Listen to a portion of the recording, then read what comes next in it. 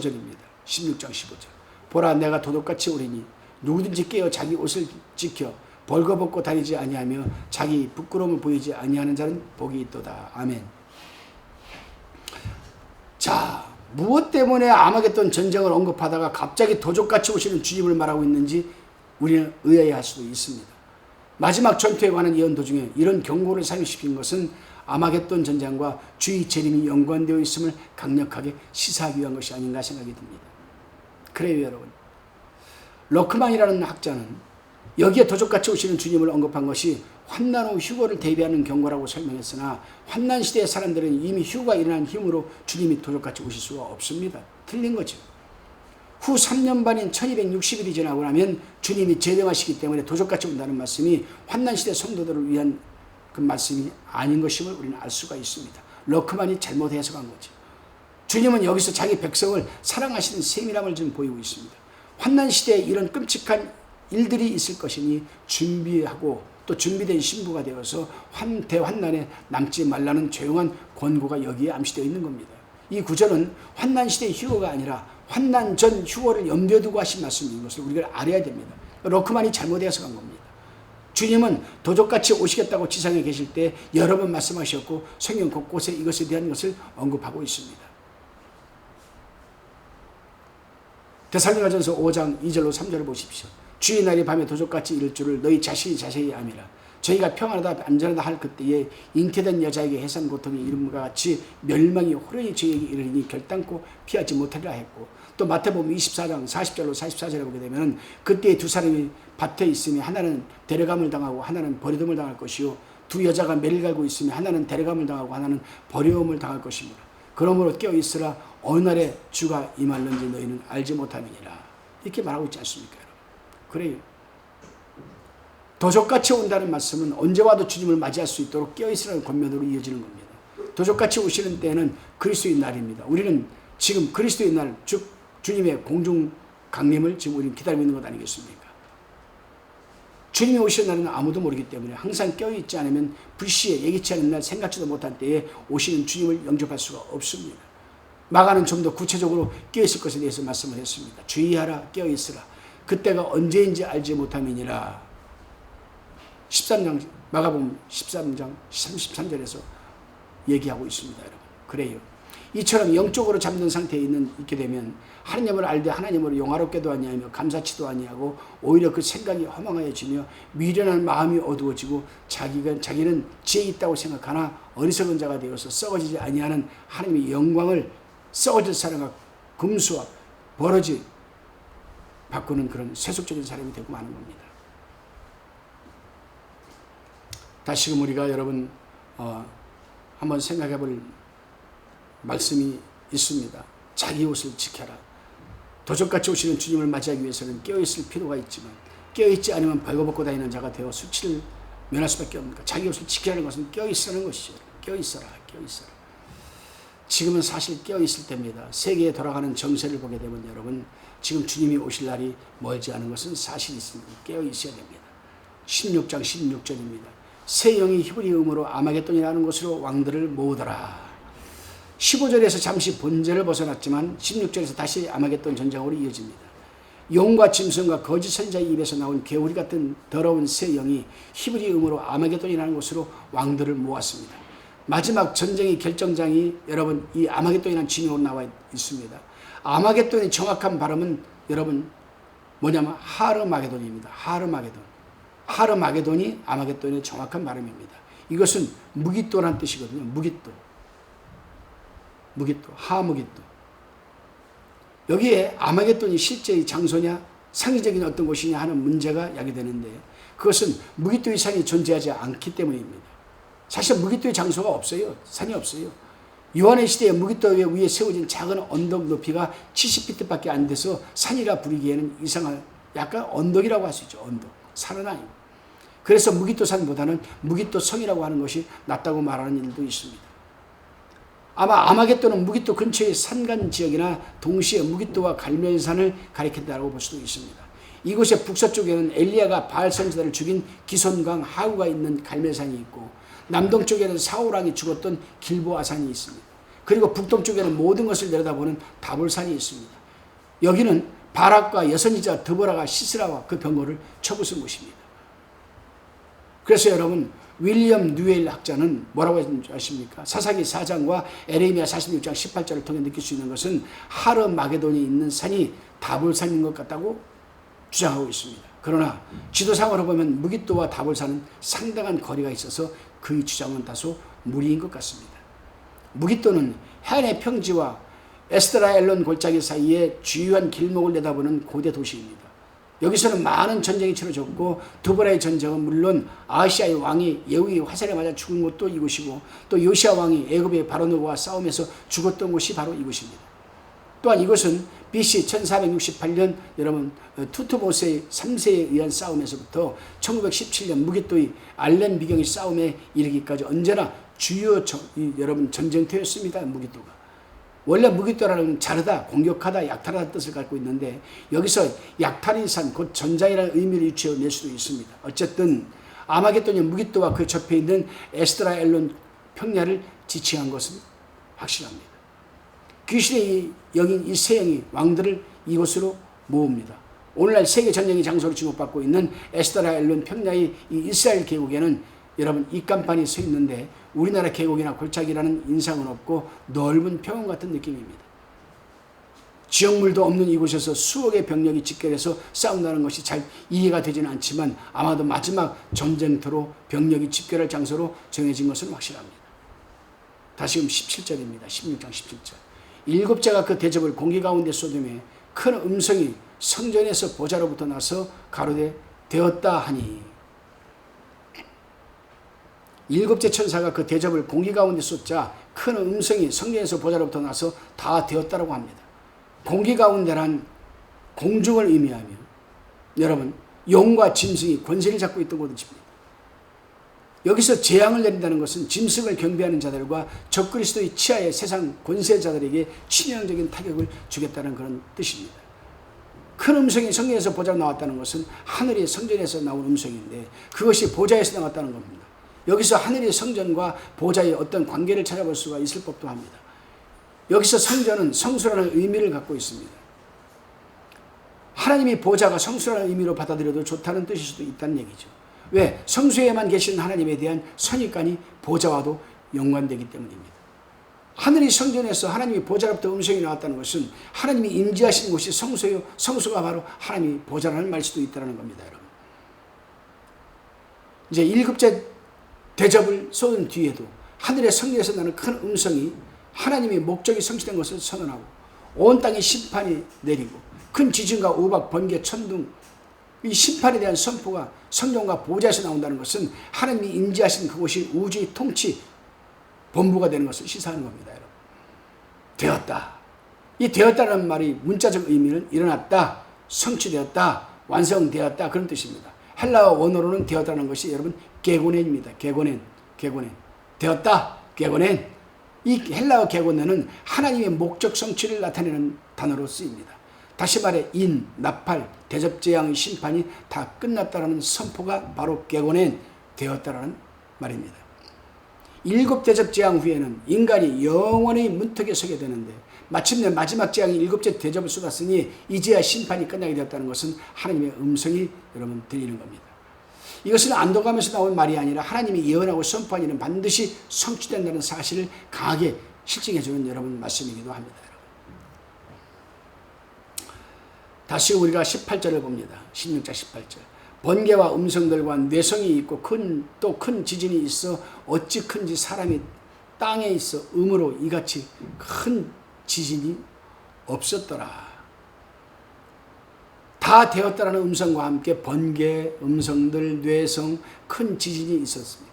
4장에서 요한이 하늘이 보좌로 올라왔을 때도 보좌에서 번개, 음성, 뇌성이 있었습니다. 4장 5절에 기록되어 있죠. 8장에서 또 일곱째 인을 떼고 천사가 향로를 가지고 단 위에 불을 담아다가 땅에 쏟을 때에도 뇌성, 번개, 음성, 지진이 있었으며 11장에서는 일곱째 천사가 나팔을 불었을 때 하늘이 열리고 번개, 뇌성, 지진, 큰 우박이 있었습니다. 11장 19절에 기록되어 있습니다. 일곱째 대접재앙에서 나타난 번개, 음성들, 뇌성, 지진, 우박은 일곱째 천사가 나팔을 불었을 때 대접재앙에서 쏟아부을 재앙을 보여준 그대로 실현된 겁니다. 여기서 번개의 음성들 내성은 바로 천둥 번개를 여러분 가리키는 겁니다. 하나님은 앞으로 있을 일을 말씀하시고 그것을 보여주시고 선포하고 계시한 그대로 실천하시는 분임을 우리는 여러분 알 수가 있는 겁니다. 큰 지진. 이 지진은 어찌 큰지 사람이 땅에 있어 오므로 이같이 큰 지진이 없었다고 했습니다. 지구가 만들어진 이래 수많은 지진이 있었지만 이 마지막 지진은 너무나 엄청나서 창세 이래로 없었던 큰 지진이라는 겁니다. 이 지진의 위력이 얼마나 큰지는 다음 절에서 자세히 설명되어 있습니다. 여러분 우리가 여기서 잠깐 역사적으로 이런 큰 지진을 굵직굵직한 것만 살펴보면 이런 게 있습니다. 1556년이죠. 중국 쉔시에서 일어난 지진 83만 명이 죽었습니다. 이 지진으로 인해서. 또 여러분 1976년에 7.28에 여러분 지진이 중국北京에서 일어난 지진인데 65만 명이 죽고 78만 명이 여러분 부상을 당했습니다. 그리고 여러분 1964년에 알래스카에서 진도 8.9의 지진이 있었습니다. 또 1923년도에 일본 여러분 이 관토의 지진이 진도 8.2에 일어났는데 15만 명이 죽고 28조 불이 재산이 타버렸습니다. 피해를 입었습니다. 1755년도 11월 1일 날에는 리스본에 지진이 났죠. 진도 8.75에서 9도로 나타났습니다. 이것 때문에 여러분 이 리스본에서 이 지진 때문에 포르투갈과 스페인 전역을 뒤흔들었습니다. 여러분.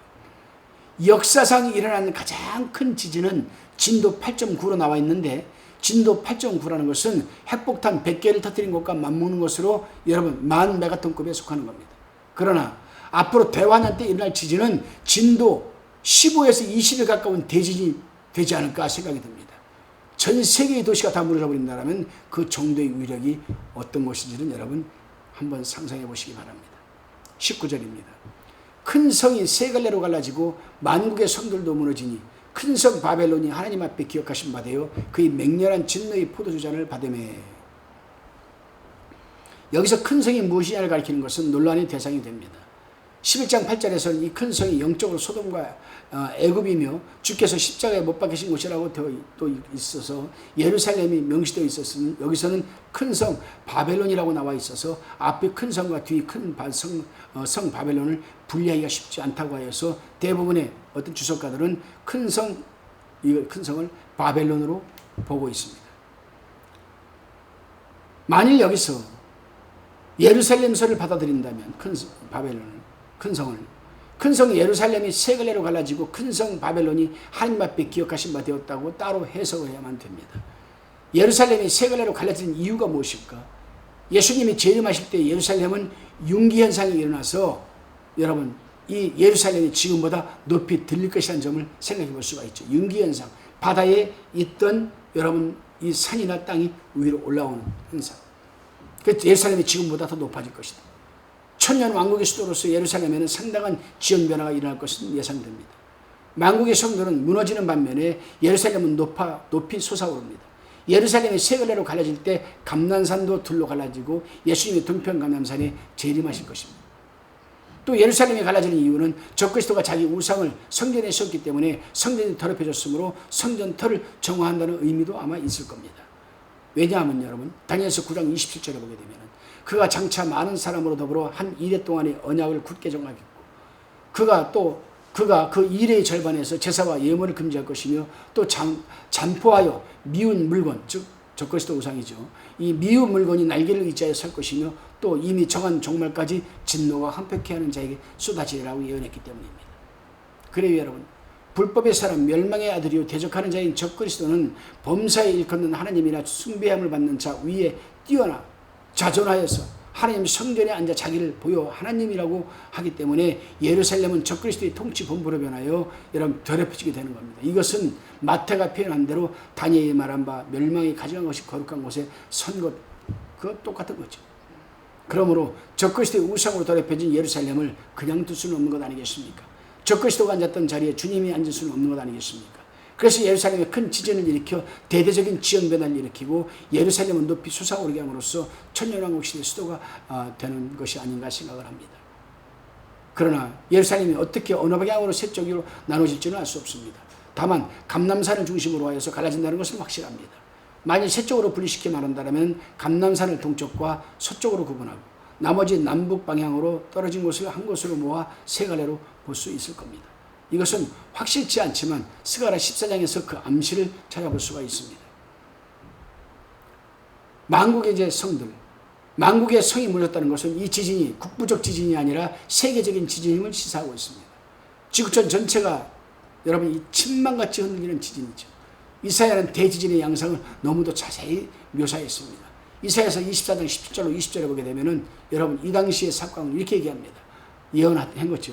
땅이 검이나 두려움과 함정과 올무가 내게 임하였나니 두려운 소리를 인하여 도망하는 자는 함정에 빠지겠고 함정 속에서 올라오는 자는 올무에 걸리니 이는 위에 있는 문이 열리고 땅의 기초가 진동함이라 땅이 깨어지고 깨어지며 땅이 갈라지고 땅이 흔들리며 땅이 취한 자같이 비틀비틀하며 침망같이 흔들리며 그 위에 죄악이 중앙으로 떨어지고 다시 일지 못하리라. 아주 정확하게 이사야는 하나님의 성령의 감동을 받아서 신의 감동을 받아서 예언을 한 그대로입니다. 만국의 성들이 무너지는 광경을 이보다 더 정확하게 여러분 예언할 수가 없는 겁니다. 하나님의 영이 감동시키지 않고서 이렇게 정확하게 예언할 수가 없는 거죠. 세계의 모든 마천루를 버티고 있는 땅의 기초가 진동하기 때문에 땅이 깨어지고 갈라지고 흔들린다는 것이 마치 술 취한 자가 비틀거리는 것 같이 침낭이 흔들리는 것 같다라고 이사야는 예언한 겁니다. 그래요 여러분. 땅이 지진으로 인해서 깨어지고 여러분 갈라지는데 그 땅 위에 세워진 여러분 빌딩이 온전하겠습니까 여러분? 지금 세계 곳곳에 핵폭탄을 다 지금 가지고 있는데 여러 나라들이 지진이 나고 깨어지고 여러분 해가 7배나 더워지고 그 핵폭탄이 여러분 어떻게 되겠습니까? 다 터져버리게 되면. 그래요. 한번 생각해 보십시오. 땅이 갈라지고 깨어지고 하는데 세계의 모든 빌딩이 다 무너져버린다고 한번 가정해 보십시오 여러분. 그 피해가 어느 정도일지는 상상하기도 어렵습니다. 당장 빌딩이 무너지면 빌딩 안에 있는 사람들은 다 죽는 것 아니겠습니까 여러분? 콘크리트 더미에 딸린 사람들은 이사야의 표현대로 함정에 빠진 자가 될 것이고 콘크리트나 최근에 걸려있는 자들은 올무에 걸린 것이 될 겁니다. 함정에서 올라온다고 해도 다시 올무에 걸립니다. 겹겹이 쌓여있는 콘크리트 더미에 엿가락처럼 휘어진 최근 이 빔들이 함정이 되고 올무가 된 것 아니겠습니까 여러분? 이런 재난 속에서 생존자가 살아있을 확률은 거의 없다고 보아야 합니다. 4, 5층의 건물 더미에서도 살아남기 힘든데 50층 이상의 건물이 무너졌다고 가정할 때 생존자를 여러분 기대할 수 있겠습니까? 그렇습니다 여러분.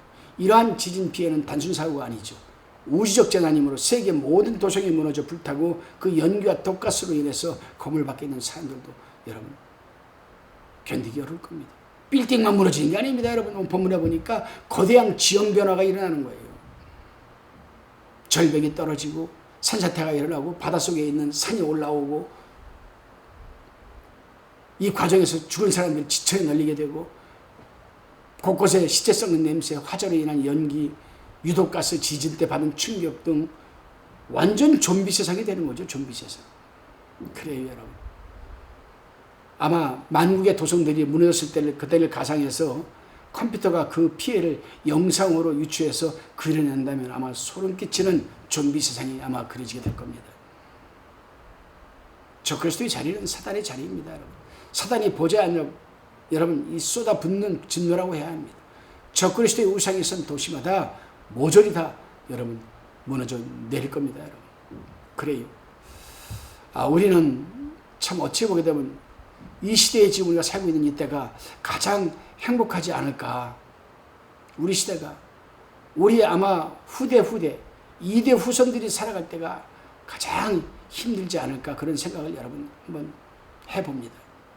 그래요. 그러면 우리가 지금 살아갈 때가 가장 행복한 이때에 우리는 어떻게 하나님을 섬겨야 되겠습니까 여러분? 온전한 구원을 이루어가야 되겠습니다. 다시 16장 20절입니다. 각 섬도 없어지고 산악도 간데 없더라. 6장 14절에서 6째 인을 떼었을 때 각 산과 섬이 큰 지진으로 제자리에 옮겨졌다고 하였습니다. 6장의 지진과 본장의 지진이 동일한 것이라고 할 수가 있습니다. 그래요. 7대접 재앙으로 인한 지진이 얼마나 크고 무서운 것임을 알 수가 있는 겁니다. 이 지진으로 인해서 각 섬이 없어지고 산들이 온데간데 없어졌습니다. 이 말이 원문은 헬라어 원문을 읽어보면 각 섬이 달아나고 산들이 보이지 않았다 그렇게 번역할 수가 있습니다. 원문을. 눈 깜짝할 사이에 있던 섬과 산이 없어진다는 말. 학계의 예언대로, 학계 선지자의 예언대로 바다가 진동하면 판 구조가 뒤틀려 섬들의 지형 변화가 일어나 있던 섬이 사라지고 바다에 다른 섬이 솟아올 수도 있습니다. 그리고 땅이 여러분 침망같이 흔들릴 정도로 거대한 지진이라면 높은 산들이 무너지고 바다에 있는 산들이 올라오고 지형 변화, 지각 변동이 또 일어나는 거죠, 여러분. 어찌 보게 되면 여러분 우리나라가 미국이 될 수도 있고 미국이 우리 한국이 될 수도 있습니다. 어떻게 보게 되면 또 이것은 전 세계의 모든 섬과 산이 다 없어진다는 뜻이기보다는 대지진으로 인한 지형 변화를 의미하는 겁니다. 이런 지형 변화는 천년 왕국 건설에 필요한 과정이라고 저는 생각을 합니다. 높은 산들과 골짜기가 없어짐으로 인해 기후가 온화하게 될 겁니다. 이사야서 40장 4절에 보게 되면 이사야가 이렇게 예언했습니다. 골짜기마다 도두어지며 산마다 작은 산마다 낮아지며 고르지 않은 곳이 평탄케 되며 험한 곳이 평지가 될 것이요. 야, 참. 이 이사야는 다른 선지자보다도 이 영감이 아주 뛰어났던 것 같아요. 어찌 요한계시록에서 이렇게 예언한 말씀을 여러분 미리 그렇게 여러분 감독 예언을 해놨는지. 21절입니다. 16장 21절. 또 중수가 한 달란트나 되는 큰 우박이 하늘로부터 사람들에게 내리며 사람들이 그 박제로 인하여 하나님을 회방하니 그 재앙이 심히 큼이라. 일곱째 대접재앙은 천둥, 번개, 지진, 우박으로 이어지기입니다. 이제 중수가 한 달란트나 되는 큰 우박이 하늘로부터 사람들에게 내렸습니다. 야, 한 달란트의 우박은 어느 정도일까 한번 생각해 봤습니까, 여러분? 이것은 애굽의 7번째 재앙을 연상시키기도 하죠. 애굽에 내린 우박은 불덩이가 섞여 내렸는데 사람이건 짐승이건 그 우박에 맞기만 하면 다 죽을 정도로 큰 우박이었습니다, 여러분. 출애굽기 9장 17절로 25절 나와 있습니다. 오죽하면 이 우박이 짐승과 밭의 채소와 나무를 꺾어버렸다라고 기록하고 있습니다. 사람이 맞아 죽을 정도라면 어느 정도의 크기일까? 근데 오늘 본문에서 7째 재앙의 우박 크기가 한 달란트로 분명히 명시되어 있습니다. 한 달란트. 한 달란트는 96파운드입니다. 유대인 달란트는 120파운드였다라고 그 당시에 120파운드라고 여러분 사용되었다고 합니다. 1파운드는 0.4536kg입니다. 애굽 마우스는 1달란트를 약 100파운드로 보았습니다, 여러분. 자, 한 달란트가 얼마인지 정확하게는 알 수 없지만 현대인의 성경이 말한 대로라면 50kg 정도로 보면 가장 합리적일 것 같습니다. 야, 우박 하나가 50kg입니다, 여러분. 20kg 쌀 한 마리도 내 등짝에 떨어져도 허리를 못 필 정도인데 50kg 정도 우박이 떨어진다고 한번 생각해 보십시오, 여러분. 이 정도 크기의 우박이 과연 가능할까? 하나님이 하시는 일이라서는 불가능은 없죠. 무게 50kg의 우박이 가속도가 붙어가지고 또 하늘에서 떨어진다면 여러분 그 충격은 엄청날 겁니다, 여러분. 얼마 전에 중국에서 TV에 나왔죠, 여러분. 유튜브에도 지금 나옵니다. 갑자기 우박이 돌 같은 우박이 떨어지는데 자동차 뒤 유리창문이 다 깨져버리고 여러분 상가 유리가 다 방탄유리가 다 깨져버리고 난리가 났습니다. 근데 50kg 우박이 한번 떨어져 보십시오, 여러분. 한 달란트. 아마 엄청난 큰 바위덩어리가 떨어진 것과 다를 바가 없을 겁니다. 사람은 물론이고 웬만한 건물 지붕도 다 뚫어질 겁니다, 여러분. 튼튼한 콘크리트가 아닌 지붕은 견디지 못할 겁니다. 산림지대에 우박이 떨어지면 상한 나무가 하나도 없을 겁니다. 과일나무는 물론 채소반 모든 농작물이 다 죽게 될 것이지.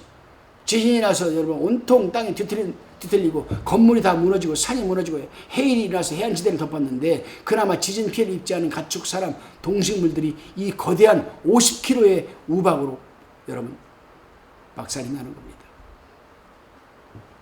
그런데요, 이 말씀을 여러 주석가들이 문자적으로 받아들이지 않으려고 합니다. 애굽의 재앙은 대접재앙의 모형이다. 애굽 재앙에서 우박의 크기가 명시되지 않았지만은 우박에 맞은 것은 모조리 죽은 것으로 되어 있다. 이렇게만 얘기를 합니다. 아닙니다, 여러분. 우리는 이 말씀, 이 한 달란트의 우박을 50kg에 받아들여야 됩니다. 문자적으로. 이 대접재앙의 우박은 애굽의 우박보다 훨씬 큰 것이라고 할 수 있습니다. 전 세계를 쑥대밭으로 만들고도 남을 만큼 큰 우박이라면 당연히 50kg 정도 되리라고 한 달란트라고 저는 믿습니다. 이처럼 거대한 우박이 떨어지자 그 박제로 인하여 사람들이 하나님을 또 회방합니다. 하나님을 회방했다는 것은 원망도 하는 거죠. 그 우박재앙이 하나님으로 말미암은 진노임을 그들도 알고 있었다는 말이 됩니다. 그 지진으로 인해서 세계 도시들이 다 무너져 내리고 수많은 사람이 죽었을 때도 하나님을 회방했다는 말이 없었는데, 우박재앙을 당하고 하나님을 회방했다는 것은 우박재앙이 얼마나 여러분 무섭고 사람을 강팍하게 하는지 알 수가 있습니다. 그래요. 그들이 하나님을 회방한 이유는 다른 게 아닙니다. 그 우박재앙이 힘이 컸기 때문이라고 되어 있습니다. 세계의 대부분의 빌딩이 지진으로 거의 다 무너지고, 무너지지 않은 얇은 콘크리트 집 속에 있던 사람들만 우박 피해를 면할 수 있던 것으로 보입니다. 그나마 그 엄청난 우박재앙 가운데서도 하나님을 회방할 사람이 살아남았다는 것은 기적 같은 일이죠, 여러분. 그래요. 오늘 사도 요한은 단순 용어로 재앙의 결과를 표현하고 있지만, 오늘날 과학적인 눈으로 분석해보면 이런 재앙들의 피해는 천문학적인 것이라고 할 수가 있습니다. 이런 끔찍한 재앙도 완악한 인간의 마음에 변화를 주지 못하는 겁니다. 근데 맞는 말이에요. 절대로 여러분, 이적과 표적, 심판, 절대로 사람 마음 변화시키지 못합니다. 볼까요? 애굽에서 나올 때 이스라엘 백성들 있죠. 하나님께 그렇게 은혜를 받아도 그들이 변화됐습니까? 이적과 표적을 보여주심에도 그들은 변화되지 않았어요. 그래요. 끝까지 회개치 않은 그들은 지옥 불못에 떨어져 슬피 울며 이를감이 있을 겁니다. 여러분, 우리는 오늘 16장을 살펴보면서 참 생각하기도 싫은 그런 여러분 대접재앙을 살펴보면서, 지금 이 시대에 살고 있는 우리가 참 행복하다. 이 행복할 때 하늘의 상급을 많이 쌓아두자. 그리고 이 믿음을 잃지 말자. 기도하겠습니다, 여러분. 하나님 감사합니다. 그래요. 어떤 상황에서도 주님이 우리에게 주신 구속의 은혜와 제3의 은총을 결코 잃어버리지 않게 하시고, 사단의 유혹과 미혹에 걸려 넘어지지 않게 하옵소서. 예수님의 이름으로 기도하옵나이다. 아멘.